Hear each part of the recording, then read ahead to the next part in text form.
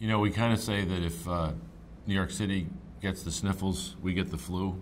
Imagine that 10 times over in terms of our real estate values, in terms of our ability to put people back to work in federal cuts. Federal cuts are very damaging to us. You know, the Republican CDBG program initiated by Richard Nixon gives us revenue to bypass other levels of government, go directly to the people. We're able to put people to work. I send kids out door to door, giving out free trees, free rain barrels, free energy audits, and asking them to buy clean energy on the utility grid. This is a way to lower our carbon footprint, but the kids get a great summer job out of it. That's always under threat of being cut, and we have to cut other things in order to keep that going because the dollars just aren't coming from the federal government. That's a direct way that students not just get a summer job, but get an inkling into a new career.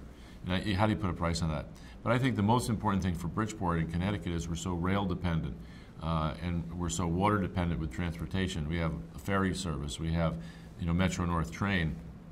If the federal government continues to underinvest in rail, that will mean underinvestment in Bridgeport. It will mean less jobs in Bridgeport and less ability for people to get from affordable housing in Bridgeport to higher wage jobs in New York City and in Stamford.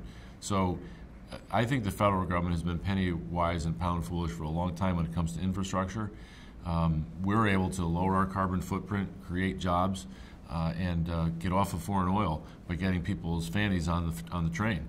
We're now working with Secretary Donovan LaHood and Jackson to plan Sustainable Communities Initiative from New York to New Haven, which would include a new train station in Bridgeport in an area where there are 700 acres of developable land, most of which are brownfields.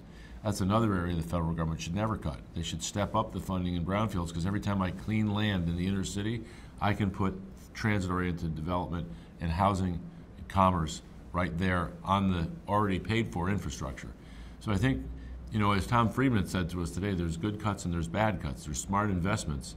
We need to raise revenue, we need to cut spending, and we need to invest. Those were the three things I took from that. And it seems to me that that makes a great deal of sense for Bridgeport, and if we could get Congress to agree with that, that would be a home run.